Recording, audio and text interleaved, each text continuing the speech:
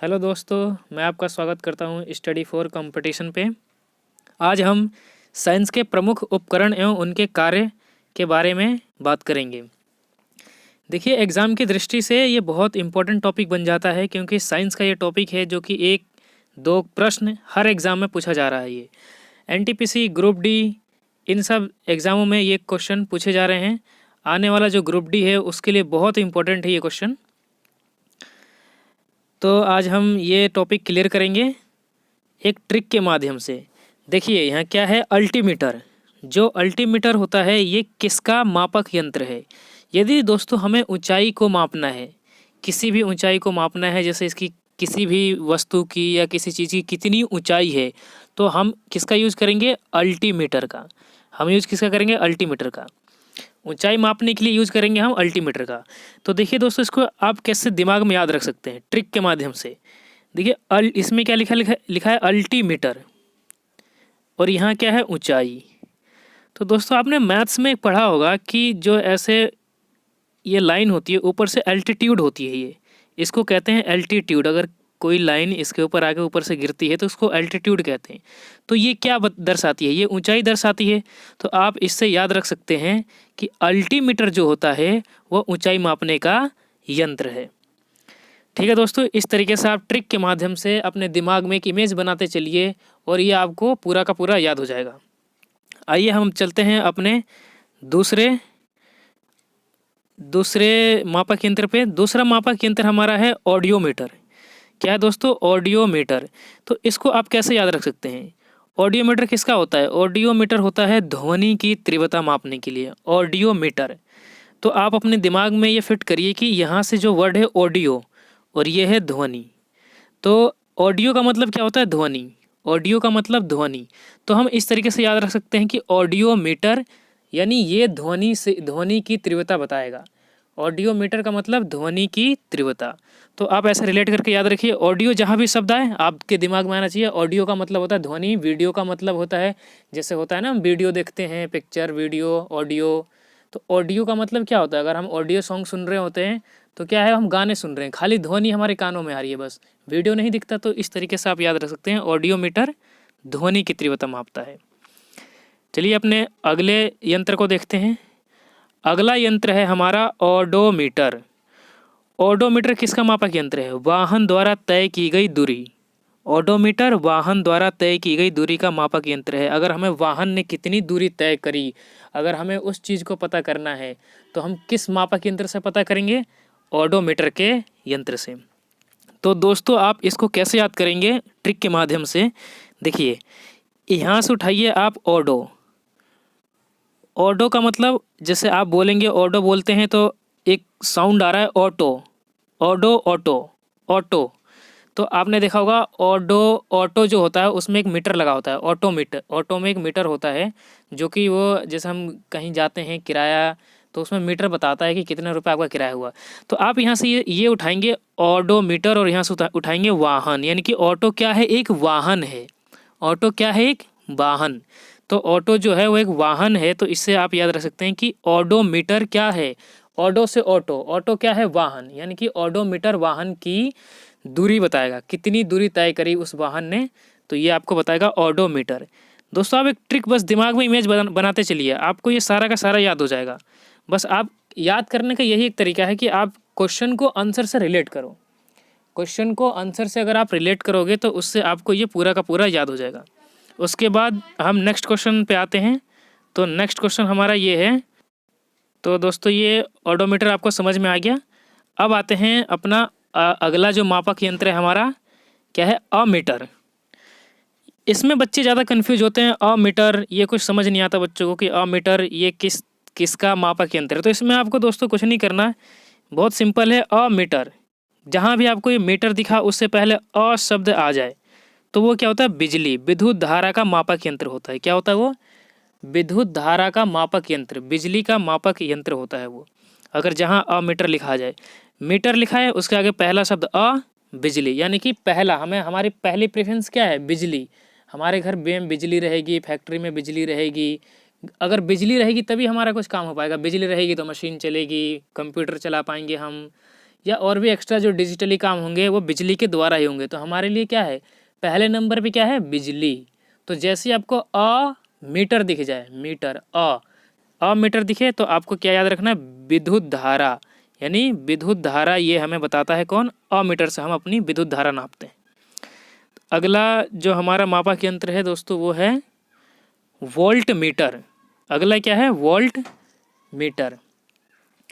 तो volt meter को आप कैसे याद रख सकते हैं, वो जो आप बोल रहे हैं उसी का ये निकालना है। जैसे वोल्टेज, वोल्ट मीटर से क्या नापते हैं, वोल्टेज नापते हैं। जैसे कि हमारे घर में कितनी बिजली आ रही है कितनी नहीं है, जो वोल्टेज होता है ना वो आपका, तो वो हम नापते हैं कि इससे वोल्ट मीटर से कि कितनी वोल्टेज है। कभी वोल्टेज कम होता है, कभी वोल्टेज ज़्यादा होता है, ये कैसे पता करेंगे हम, हमारे पास वोल्ट मीटर होगा तो हम बिजली का वोल्टेज पता कर सकते हैं। तो ये तो सिंपल है दोस्तों, वोल्ट मीटर वोल्टेज, ये आपको याद ऐसे ही हो जाएगा, सिंपल। उसके नाम में ही है, नाम में ही छुपा है उसके उपकरण का नाम। तो अगला हमारा है फैदोमीटर। अगला है हमारा दोस्तों फैदोमीटर। फैदोमीटर ये है, लेकिन दोस्तों इसकी कोई ट्रिक नहीं है, तो इसको आपको याद रखना पड़ेगा। फैदोमीटर, फैदोमीटर किसका मापक यंत्र है, तो फैदोमीटर है समुद्र की गहराई। जैसे दोस्तों समुद्र की गहराई जैसे नापनी होती है कि समुद्र की गहराई कितनी है, तो उसके लिए क्या हम यूज़ करेंगे, फैदोमीटर। दोस्तों यहाँ पे एक क्वेश्चन एग्जामिनर हमें कंफ्यूज करने के लिए क्वेश्चन डालता है। एक होता है सोनार, सोनार। दोस्तों जो सोनार शब्द होता है, ये सोनार शब्द ये किस लिए यूज होता है, ये भी समुद्र के ही है। समुद्र में कोई चीज़ होती है उसको पता करने के लिए हम सोनार का यूज करते हैं। सोनार का यूज कब करते हैं, अगर वस्तु, कोई समुद्र में कोई वस्तु है उसका पता लगाने के लिए। याद रखिए दोस्तों, इसमें कंफ्यूज नहीं होइएगा।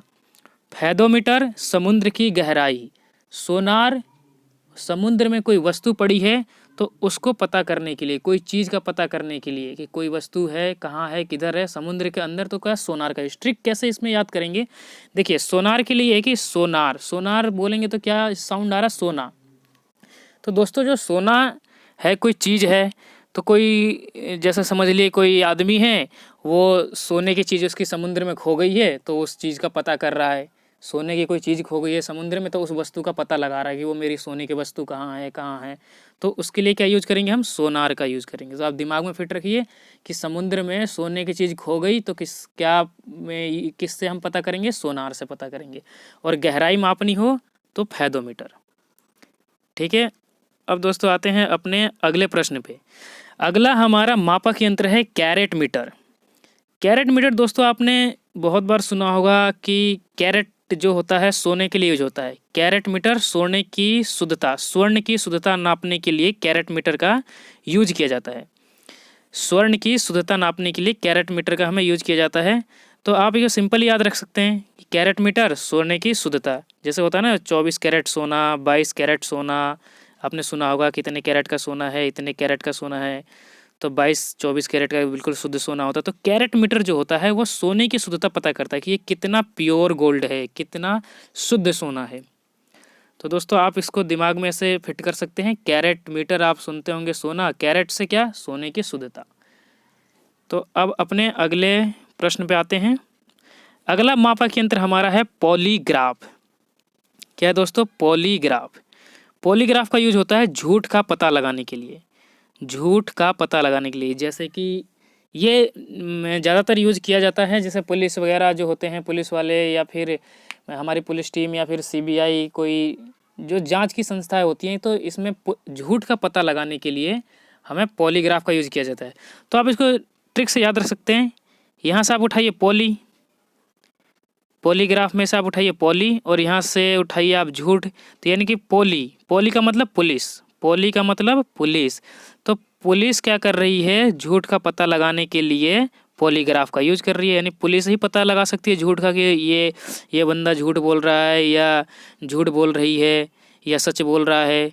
तो उसको पता लगाने के लिए किसका यूज किया जाता है, पॉलीग्राफ। पॉली से पुलिस, पुलिस क्या करेगी, झूठ का पता लगाती है। तो पॉलीग्राफ से झूठ का पता लगाना। ठीक है दोस्तों, ऐसे आप दिमाग में इमेज बनाकर रिलेट करके प्रश्न को आंसर के साथ याद कर सकते हैं। अगला हमारा है, अगला मापक यंत्र है फेनोमीटर। तो दोस्तों फेनोमीटर नहीं दोस्तों, फोनोमीटर। फोनोमीटर का भी यूज होता है ध्वनि की स्पीड। ये भी सिंपल है दोस्तों, जैसे कि फ़ोन और ध्वनि। तो फ़ोन्स में हम क्या ध्वनि सुनते हैं, फ़ोन से हम बात कर रहे हैं किसी से तो उसकी आवाज़ सुन रहे हैं हम, तो बस ध्वनि की स्पीड का पता लगाने के लिए भी फोनोमीटर का यूज किया जाता है। ये सिंपल है दोस्तों, आप ऐसे याद कर सकते हैं। उसके बाद है अगला स्टेथोस्कोप। स्टेथोस्कोप का दोस्तों यूज होता है हृदय की ध्वनि सुनने के लिए। जैसे कि हमारा हृदय जो है वो ध्वनि धक धक धक धक धक धक करता रहता है, जो कि लब डब इस साउंड में होता है वो। तो स्टेथोस्कोप का यूज़ किया जाता है हृदय की ध्वनि सुनने के लिए, जिससे कि आम बोलचाल में स्टेथोस्कोप को आला भी कहते हैं। जो डॉक्टर देखते होंगे आप लोग कान में लगा के रखते हैं और जो ऐसा धड़कन सुनते हैं हमारी, उसी को स्टेथोस्कोप कहा जाता है, आला।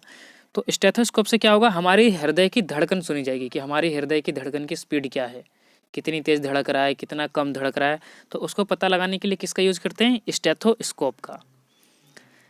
आप अब आते हैं अपने अगले मापक यंत्र स्फिग्नोमैनोमीटर।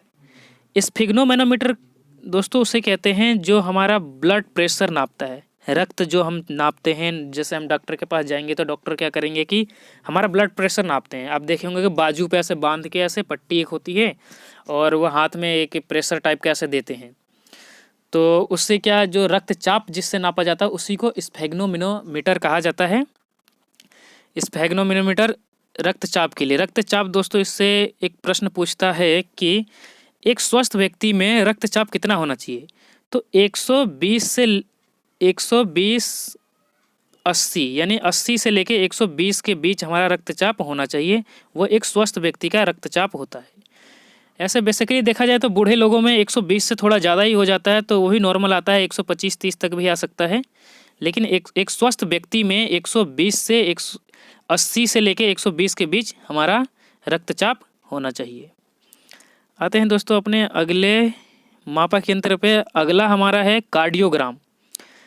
कार्डियोग्राम दोस्तों आपको शब्द से ही दिख रहा होगा कि कार्डियो जो यूज़ होता है हृदय के लिए यूज होता है।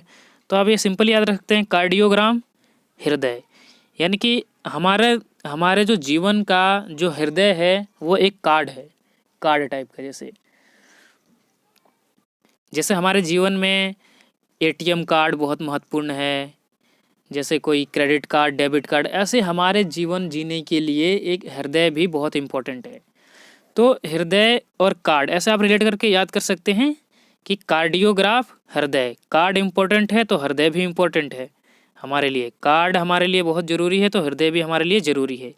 एटीएम कार्ड, पैन कार्ड, आप बहुत सी चीज़ें सुने होंगे, वो हमारे जीवन जीने के लिए ज़रूरी है कि हमें किसी भी काम को करने के लिए पैन कार्ड चाहिए, तो एटीएम कार्ड चाहिए, हमारे जीवन के साथ जुड़ चुका है। इसी तरीके से आप इसको एक रिलेट करके आप याद कर सकते हैं अपने दिमाग में इमेज बनाकर कि कार्डियोग्राम हृदय, यानी कार्ड जीवन जीने के लिए, तो हमारे जीवन के लिए हृदय भी ज़रूरी है। ठीक है दोस्तों, आते हैं अब अपने अगले पे पायरोमीटर। पायरोमीटर दोस्तों यूज होता है उच्च ताप मापने के लिए। जैसे मैक्सिमम कोई टेम्परेचर नापना हो, हमें बहुत ज़्यादा टेम्परेचर को अगर नापना हो, जैसे कि 1500 1600 सेल्सियस इतना अगर नापना हो, इससे ऊपर का नापना हो, तो उसके लिए हम क्या यूज़ करते हैं, पायरोमीटर का। ठीक है दोस्तों, तो आप इससे याद रख सकते हैं पायरो का मतलब पारा। पारा आप सुने होंगे, टेम्परेचर कितना पारा है, कितना वो है, गर्मी है, कितना तापमान है। तो पायरो से आपको दिमाग में एक शब्द बन जाएगा पारा। तो पायरो से पारा, यानी कि पारा मतलब टेम्परेचर, तो उच्च ताप नापने के लिए पायरोमीटर का यूज़ किया जाता है। अब दोस्तों आते हैं अपने अगले पे। अगला हमारा है एनीमोमीटर। एनीमोमीटर यूज़ किया जाता है वायु की गति नापने के लिए।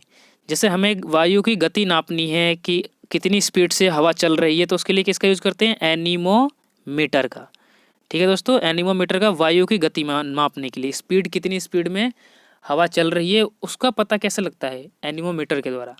अब दोस्तों 2 बार 3 बार आप पढ़ेंगे तो आपको ये सारा याद हो जाएगा, एनीमोमीटर वायु की गति। तो आप इस तरीके से याद कर सकते हैं।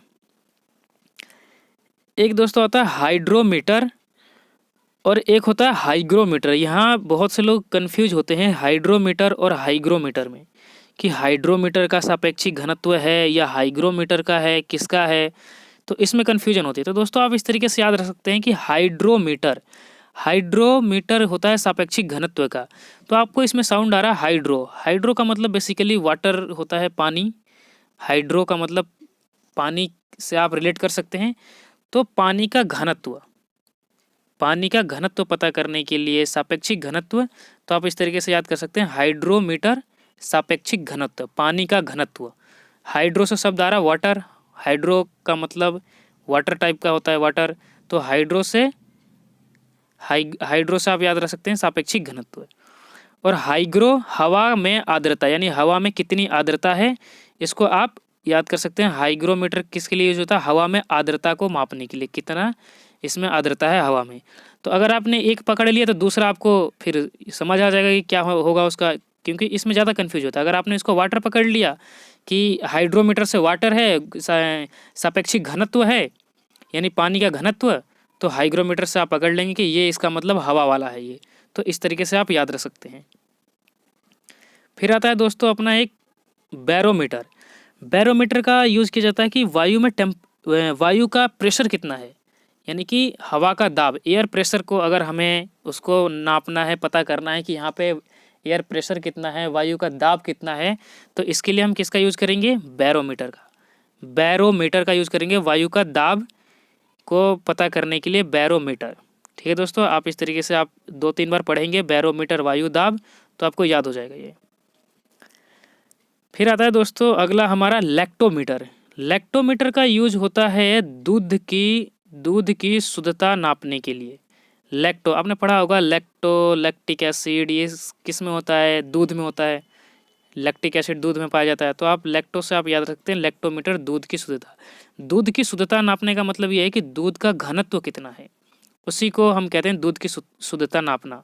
तो दूध की शुद्धता मापने के लिए हमें लैक्टोमीटर का यूज किया जाता है। लैक्टो से आप याद रख सकते हैं लैक्टिक एसिड दूध के अंदर पाया जाता है, तो दूध की शुद्धता मापने के लिए लैक्टोमीटर। अगला हमारा है सिस्मोग्राफ। सिस्मोग्राफ का यूज किया जाता है दोस्तों भूकंप की स्पीड पता करने के लिए, कि जैसे हम भूकंप आता है हमारे यहाँ कभी, तो भूकंप की स्पीड क्या थी ये कैसे पता चलता है? जैसे आता है ना कि 6.5, 7.8 का भूकंप रहा, 2.5 तीव्रता का भूकंप रहा, तो ये हमें कैसे पता चलता है? ये हमें सिस्मोग्राफ के थ्रू ही पता चलता है। सिस्मोग्राफ, एक आपने सुना होगा रिक्टर स्केल, रिक्टर स्केल भी होता है, उस पर भी हमें भूकंप की स्पीड का पता चलता है, और सिस्मोग्राफ भी होता है। तो ये सिस्मोग्राफ रिक्टर के लिए किसके लिए है? भूकंप की स्पीड के लिए। अगला है दोस्तों हमारा लक्सीमीटर। लक्सीमीटर यूज़ किया जाता है दोस्तों प्रकाश की तीव्रता मापने के लिए। लक्सीमीटर आप 2-3 बार पढ़िए, लक्सीमीटर प्रकाश की तीव्रता। लक्सीमीटर प्रकाश की तीव्रता को मापने के लिए यूज़ किया जाता है। जैसे कि प्रकाश की कितनी स्पीड है, जैसे कि हम कोई लाइट जलाते हैं, कोई टॉर्च जलाएं, तो कितनी स्पीड से वहाँ पहुँचा, इसकी स्पीड क्या थी लाइट की, तो वो उसका क्या यूज़, उसके लिए किसका कौन सा मापक यंत्र है? लक्सीमीटर। तो लक्सीमीटर प्रकाश की स्पीड। लक्सीमीटर कहाँ यूज़ किया जाता है? प्रकाश की तीव्रता स्पीड पता करने के लिए लक्सीमीटर का यूज़ किया जाता है। तो दोस्तों ये था हमारा मापक यंत्र। बहुत ही इंपॉर्टेंट क्वेश्चन है दोस्तों, इसमें से पक्का आपको एक ना एक क्वेश्चन देखने को एग्जाम में मिलता है, और आप कंफ्यूज होते हैं कि इसका क्या था क्या नहीं, क्या उत्तर लगाएं। तो आप दोस्तों इस ट्रिक के माध्यम से आप अपने दिमाग में कई दिनों तक, लंबे समय तक याद रख सकते हैं। और दोस्तों इसके बाद आप प्रैक्टिस सेट लगाइए इसका, मापक यंत्र का। तो आप इसके प्रैक्टिस सेट लगा सकते हैं, उसमें से आप क्वेश्चन पकड़ सकते हैं, अपने आप को जांच सकते हैं कि कितना मुझे याद है इसमें। तो अब आने वाली और आगे वीडियो देखने के लिए इसी तरीके की आप हमारे चैनल स्टडी फॉर कंपटीशन को सब्सक्राइब करिए। हम आपके लिए नई नई वीडियो लेकर आएंगे, और इसी ऐसे ट्रिक वाली वीडियो लेकर आएंगे विद एक्स्ट्रा फैक्ट, जिसमें कि हम आपको एक्स्ट्रा फैक्ट भी बताएंगे। ठीक है दोस्तों, अब मिलते हैं हम अपने अगले वीडियो में।